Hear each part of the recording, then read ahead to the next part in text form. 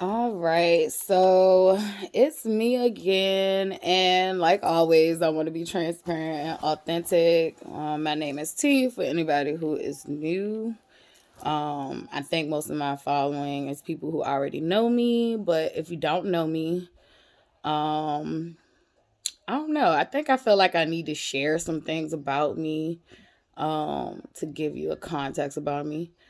I'm me. I'm weird. I'm quirky. My conversations are. If you get to have deep conversations with me, you know that my conversations can go out there. I feel like my brain is always in outer space most of the time, and that's one of my things I'm working on, trying to be in the now, because I am always in the future or just trying not to live in this reality because I mean, as you all know, this reality can suck, but I've also learned that it's what we make it. And this is me documenting me making my reality what I want it to be, and also discussing past events that made me who I am, and I guess got me to this point, period. um you're gonna hear a lot, so just get used to that shit. Like, I'm not a professional speaker. And yeah, that's that. Some fun facts about me. I I don't know. What is a fun fact about me? One of the things I think that most people don't know about me upon meeting me is that I have 3 degrees.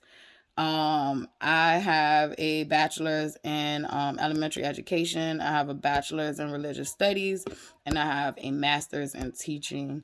Um, so most people don't know that about me unless they, were paying attention during my college years. But yeah.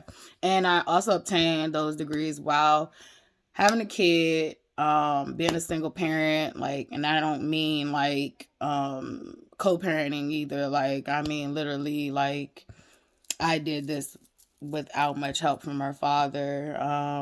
I didn't do it completely by myself, but I would say that I did it by myself. But there were some people, like my mom, Dante gets some credit.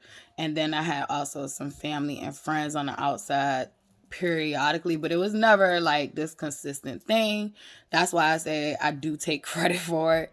But at the same token, we always have to look back and see that we didn't do this by ourselves. So I give credit where credit is due. Um, what else? Oh, I never took a break from school while having my daughter. So I went to school throughout my pregnancy. Um yeah, I don't think a lot of people know that. Like, I was walking around campus pregnant, like belly full. I mean, that was fall, spring, summer. I had her in the fall semester in 2010, and I had her with natural childbirth, and I told you some of the stories, some parts of that story, my labor story, in the last video. Um, but yeah, I was in the hospital doing homework after I gave birth to my child. And then 2 days later, I had an exam, went to take that exam, got an A on that exam. Um, and I attribute that drive to, I didn't want to be a statistic. Society, if you have a baby out of wedlock and all this stuff, like, your chances are lower. So I didn't want to be a statistic. I didn't want my daughter to feel like, if you have a child, that's an excuse for, you can't you can't follow your dreams. So something just, ignited in me and fueled my fire for that. Like, and I continued on that journey. I think another fun fact is a lot of people don't know how me and Dante met. Me and Dante met because I was getting my religious studies degree, and I signed up for a capstone class. To It was a capstone class to go to the Richmond City Jail and basically like help the inmates in there learn about, we already felt like they knew about like Western religion, but we wanted to expose them to Eastern religions also. um so yeah, we went in there. We had journals that we did. The inmates had journals as well. And I think one of the biggest reasons I wanted to take that capstone class was because I felt like shit, I was a criminal too. I just didn't get caught. And I just always, like I just always been that person, like that criminals, and like I quotation mark criminals because we all sin. So like I felt like people who were locked up just like needed help, needed guidance, needed redirection sometimes. Like, everybody learned their lessons at their own pace, but I just felt like, I could have been sitting behind there, and I would have loved for somebody to, come have conversations with me and, teach me some new things or whatever. And I end up learning from the inmates as well. But that's where I met Dante. I definitely was not into him at first because I had already been scorned by my daughter's father, which that'll be another video. Um and I think for me, I kind of already had this like niggas ain't shit mentality ingrained in my head, and I just knew like I knew from jump. Like I even told him like, you gonna end up hurting me. And I mean, that was just that. So I felt like when he was persistent, like he was very persistent, and I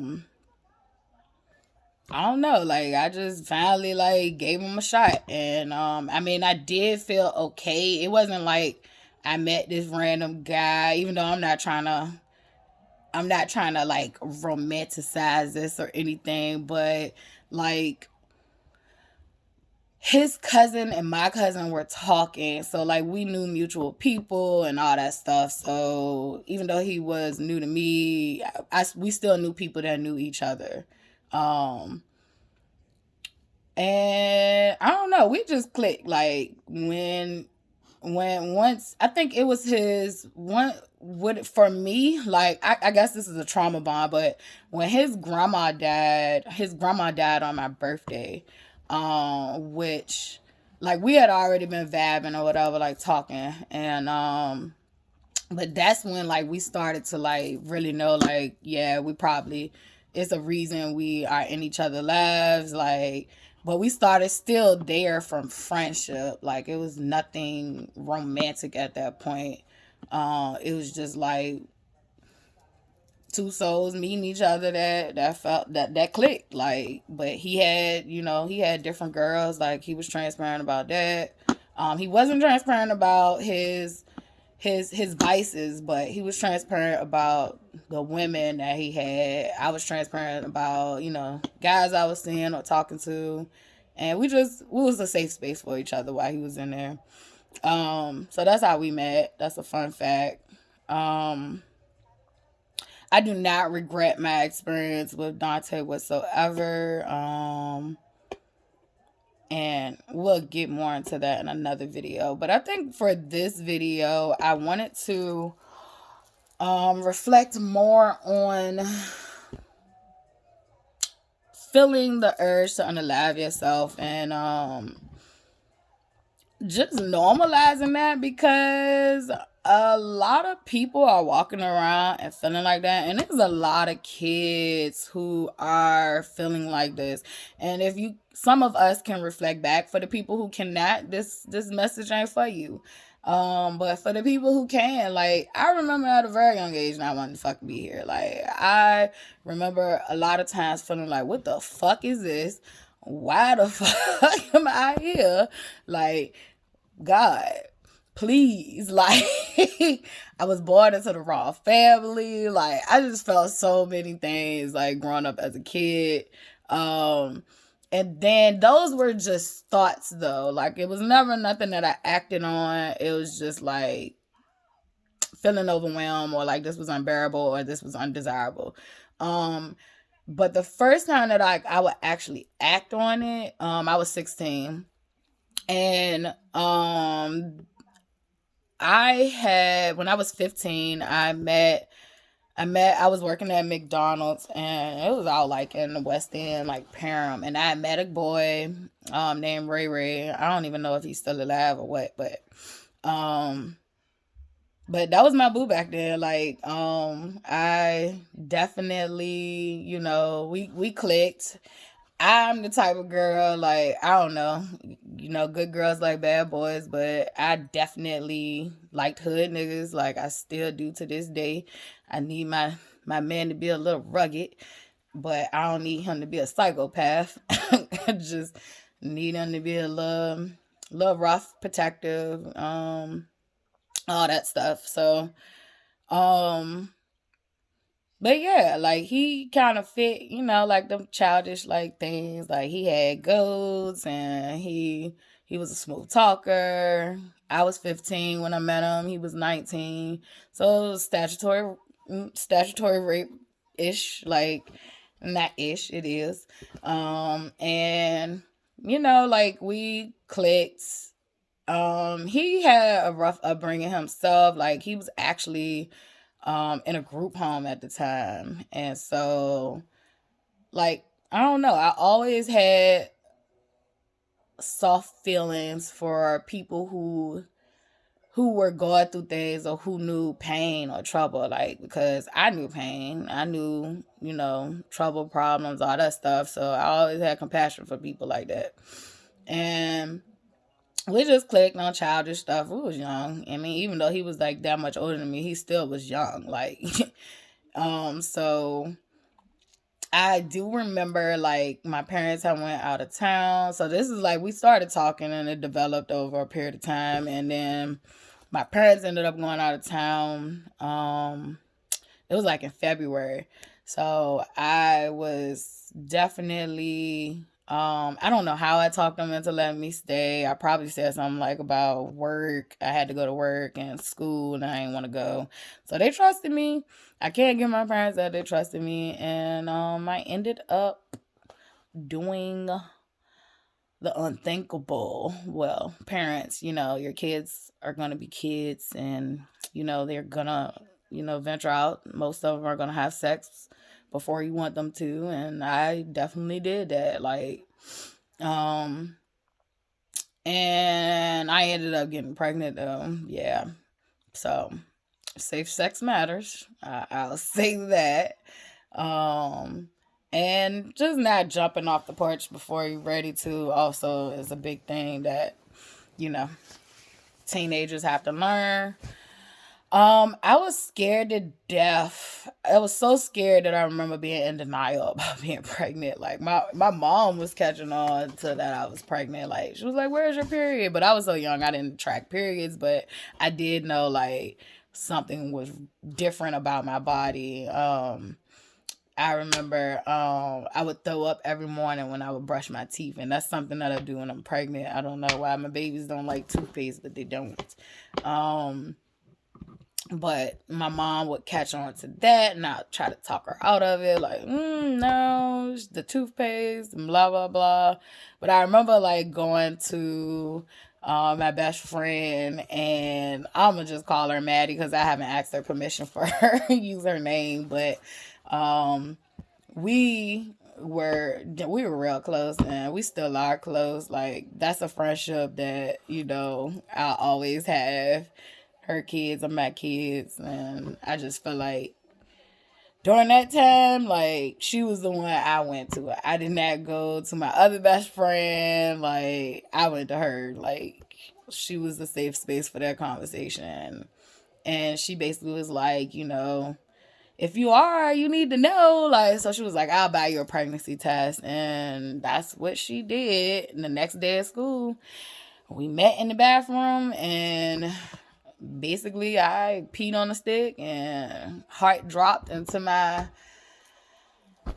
stomach, and I found out I was pregnant. And then I was stuck with, like, Do I tell my mom? How do I tell my mom? Because I knew I had to tell my mom. And she kind of talking through that. I was like, you just got to tell her.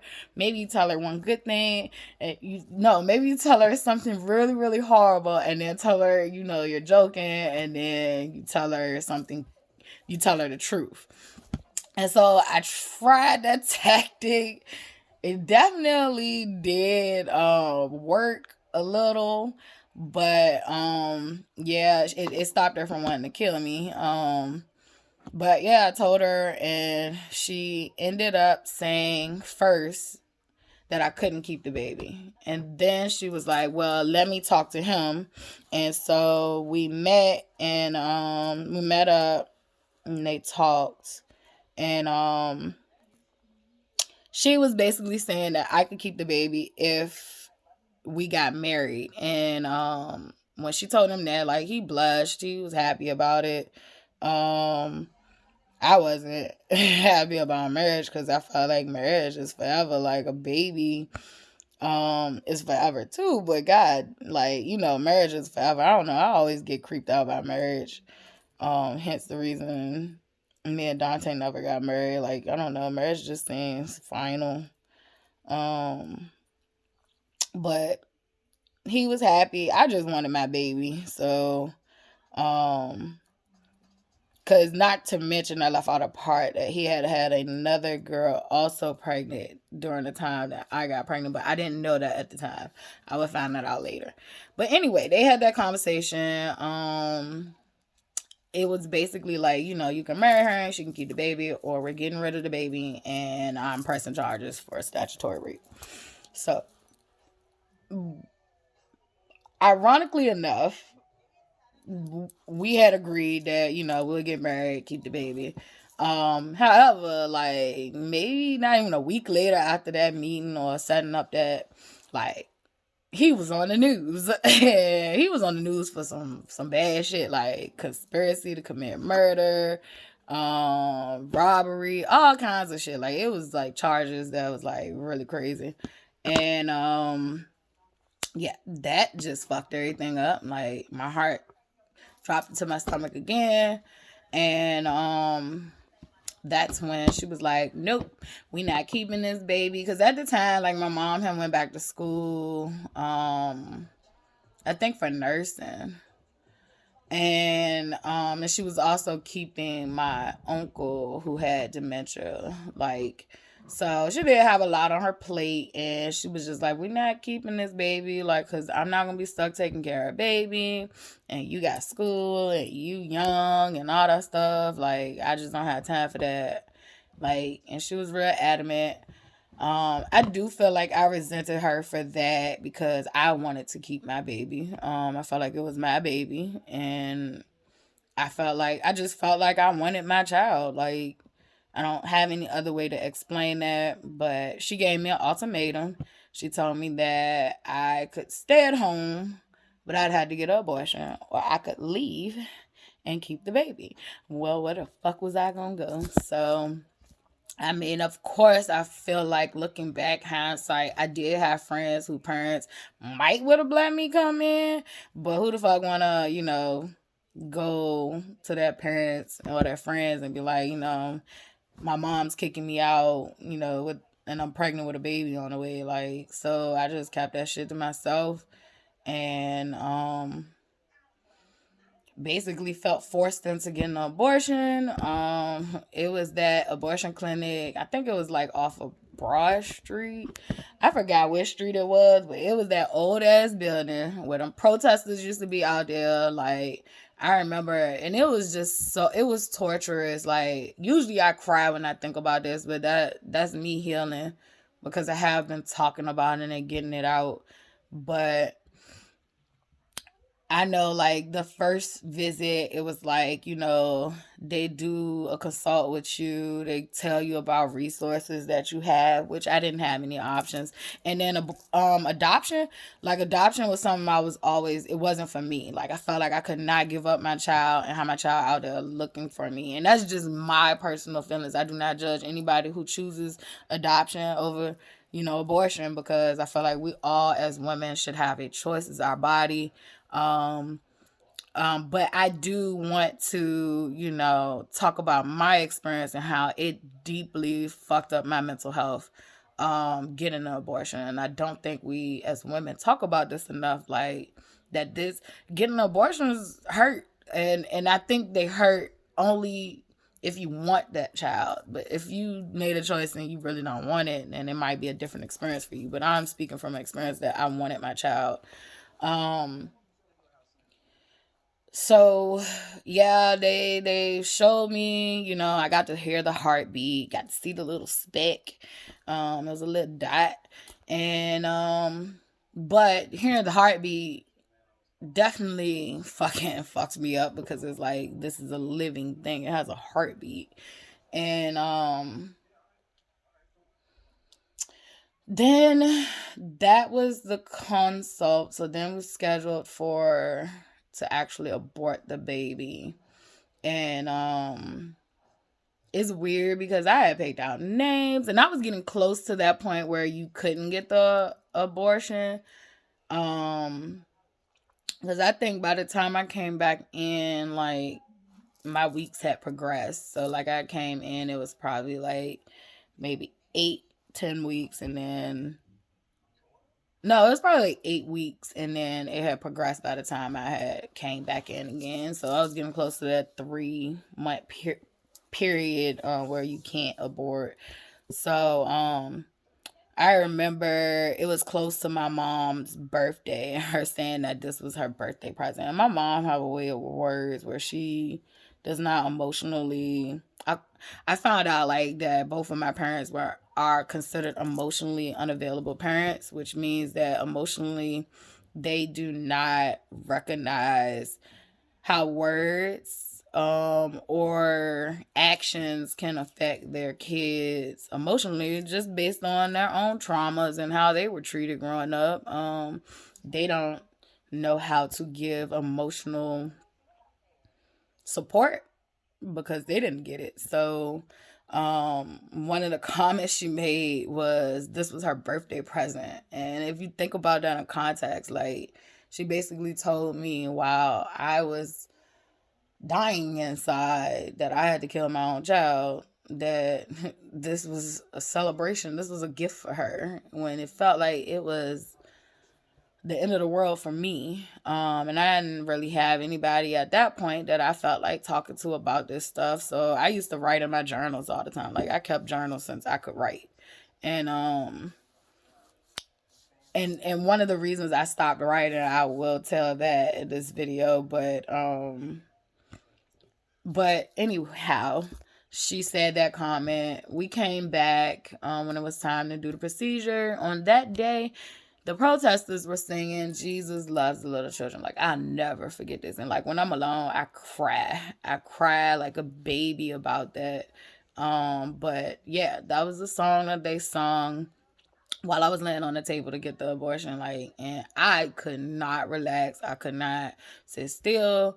So the doctor ended up getting frustrated, and what ended up happening was, I had to come back later on that day and pay more money. My mom had to pay more money, so that I could get put under so they could do the procedure because I couldn't do it sitting still. That's just how much I did not want to do that. So I ended up getting put under. I came back later on that evening. She had to pay more money, and she was adamant, like, you're going through this, like I will pay the extra money. But that ended up happening. I ended up going home, immediately feeling like I had committed murder. And that's just my experience. Trigger warning for women who who have had to make this decision also. So, but that's just my experience. And I don't think I was ever right since then. Like,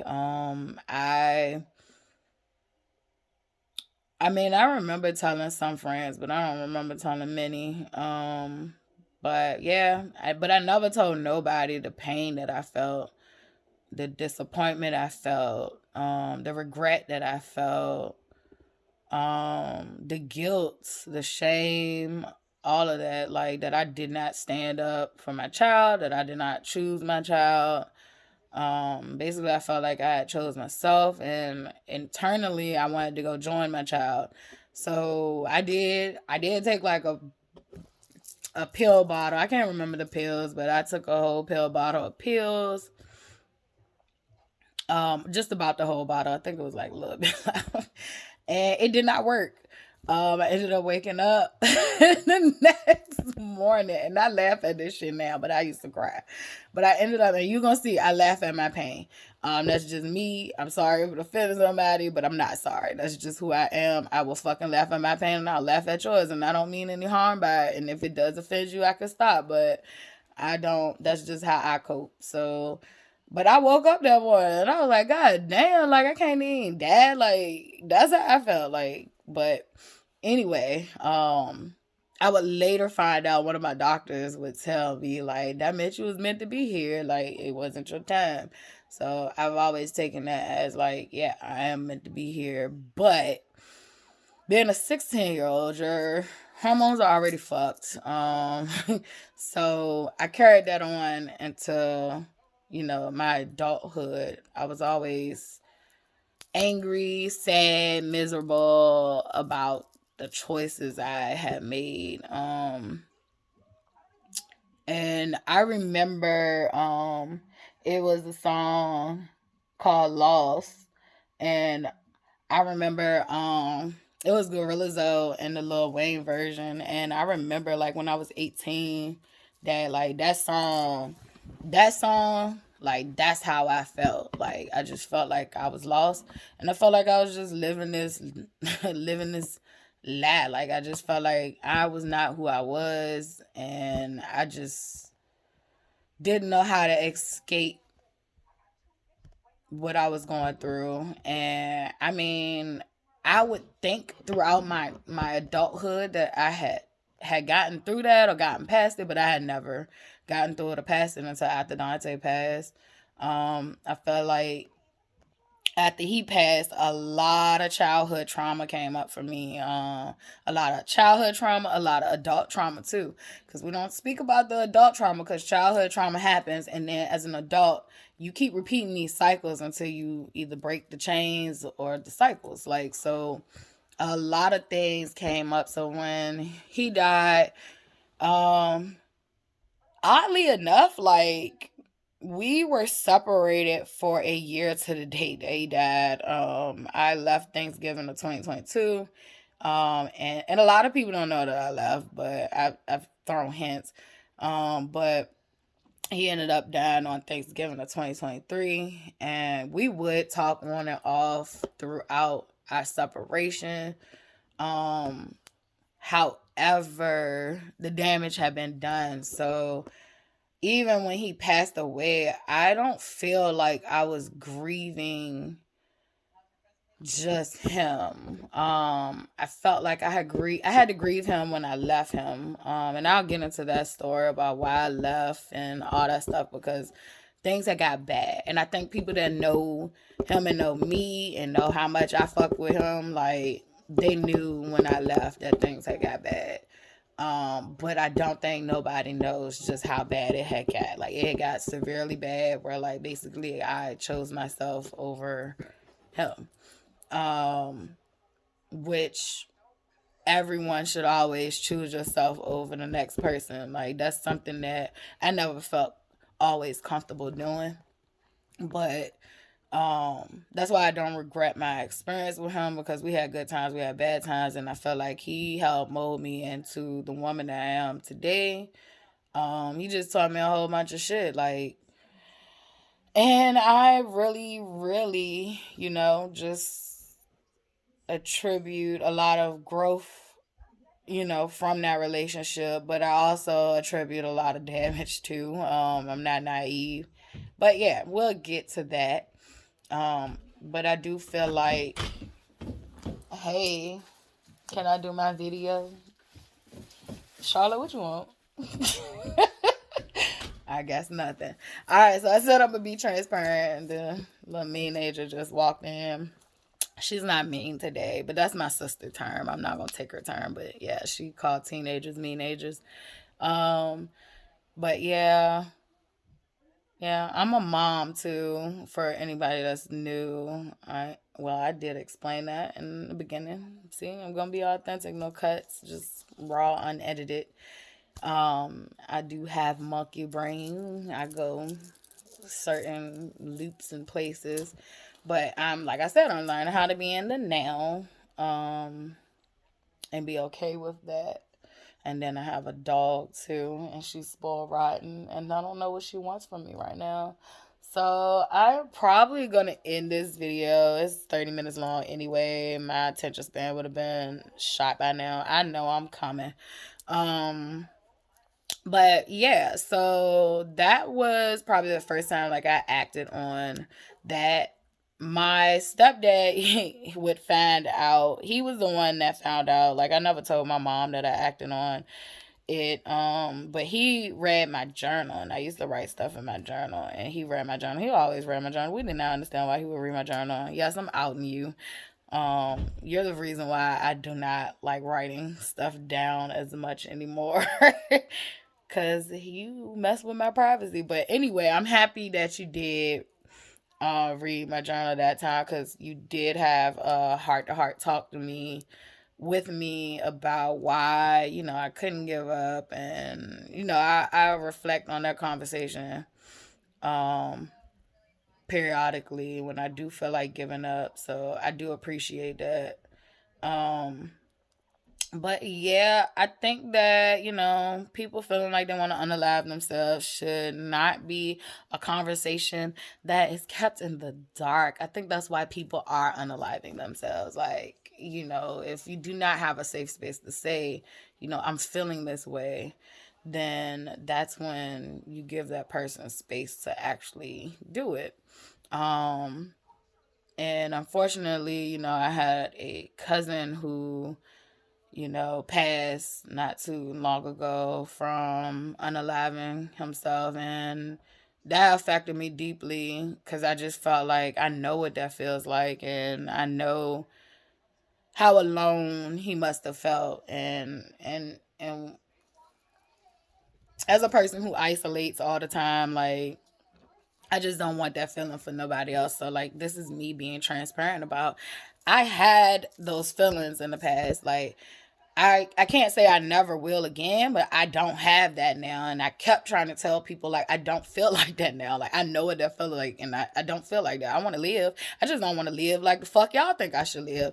And it will help me greatly if you get over how you think I should live, how you think I should talk, how you think I should act, how you think I should be. I am me. And if you don't like that and you don't want to accept that, like, get the fuck on. Like, I'm not holding nobody hostage.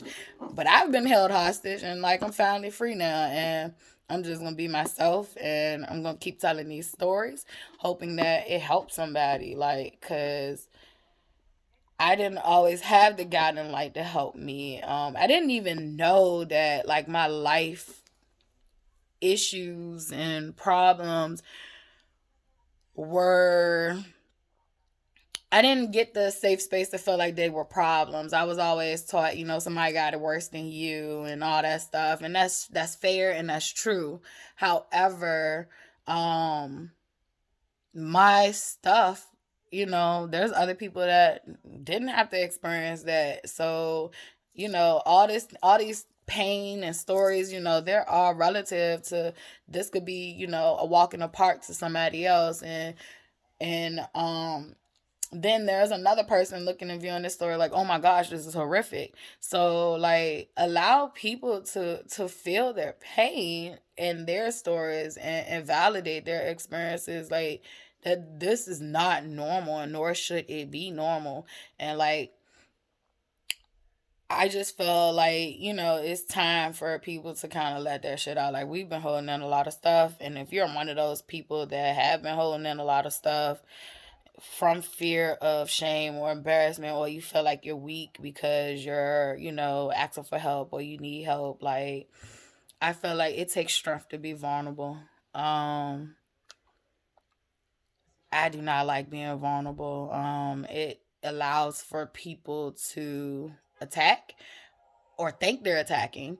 Um, but now I feel like shit. I'm strong. Like who people who fight battles silently, I feel like you're very strong. But I also feel like people who know when they need help and they reach out and actually get help, you're the strongest. Like, because it takes, strength to be vulnerable and be like, well, I don't give a fuck what nobody got to say. This is what I'm going through and this is what I need help with.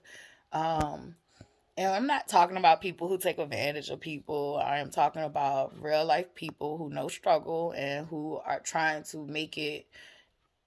And simply, some of us are just simply trying to survive. Like, I'm a regular schmegular person. If you know me, you know that like I do not try to put myself above anybody. Like, with one of my friends, Aaron used to call me like a ratchet nerd. Like, I'm smart. Yeah, I know that. Like, from people telling me, and now I know it from me reflecting. Like, and there's nothing wrong with me tooting my own goddamn horn. Like, I've proven that I'm intelligent. And I should have never had to prove that to myself anyway, but I had such low self esteem. Like, I couldn't see myself for myself. Like, I couldn't see my own beauty. Like, I struggled with a lot of things. Like, I just did not see myself for who I am, and now I do, and I feel beautiful. I feel like I literally could not say I feel beautiful or I look beautiful in a mirror by myself. Like, now I'm on a camera where people is gonna watch this, where I can literally confidently say I feel beautiful. I know I'm beautiful, and say that shit without crying or not believing it. Like, and that doesn't mean that like this shit happened overnight or it's a complete deal for me. Like, I am constantly learning self-love. I am learning to be patient with myself. I'm not perfect, and that's one of the things I always struggle with. Like, I gotta be perfect, but I'm not perfect. I have days where I have to remind myself. But, I'm dedicated to doing this. Like, I deserve happiness. I deserve love from people, whether it is platonic or romantic. I'm big on the romantic one because I love love. Like, I literally love love. And I do know that, I ultimately make a good partner to be with. But I do have things that, I needed to work on and I needed to recognize and be aware of. But when that time come, for me, I know now, my flaws, and I also know that I don't know all my flaws. But however, if someone was to point them out to me, I know that I'm willing to not only work on those things, but to be mindful and things like that. And just being mindful that nobody is perfect and that we all got our shit. Like, and I constantly say this in my videos, like, I am no saint. I am telling stories from my places of pain, but that does not mean that I do not know how to take accountability for what I done. Like, if you think about the story about me getting pregnant at 16, I definitely was being sneaky, right? So I have to take accountability that I was being sneaky and being grown. And I also have to take accountability that maybe my mom made the right decision, because at 16, I probably couldn't be the mother to that child that I was to Charlotte at the age of, what was it? Like, I got pregnant at 19 and had her at 20. So I couldn't be the mother that I was to her, to that child. I might not have. I don't know. We don't never know. But I do play those things in my head. Like, maybe she made the right decision. Um, and regardless of whether she did or she didn't, I can't go back and change that. It happened. I can't accept that it happened to me. I can't accept that it affected me very deeply. Like, it it's a big reason why Charlotte is here. I even wrote a poem about it. So I don't know, maybe I'll share that poem one day. Maybe next time I do my video. But yeah, I think I'm gonna do another video too, cause there is another big one for me, and that's sexual assault, incest, yeah, all the fun stuff. So trigger warning for the next video, but I just feel like I want to get a lot of stuff that's hurtful, that happened, off of my chest. It ain't no point in me holding on to it no more. I've given it to God, and I feel free from the burdens of worries. And I do like to attribute a lot of this personal growth and this journey to a lot of different people. Like, I feel like God has put like a lot of amazing people in my life thus far to validate me, to remind me to even, reach back out to God about stuff like that I can't handle. So I am super, appreciative and grateful for that. And then I'm just gonna stop talking. I'm gonna come back and do a video. I'm gonna check on my dog and my kid because they probably like, what you doing? So, all right.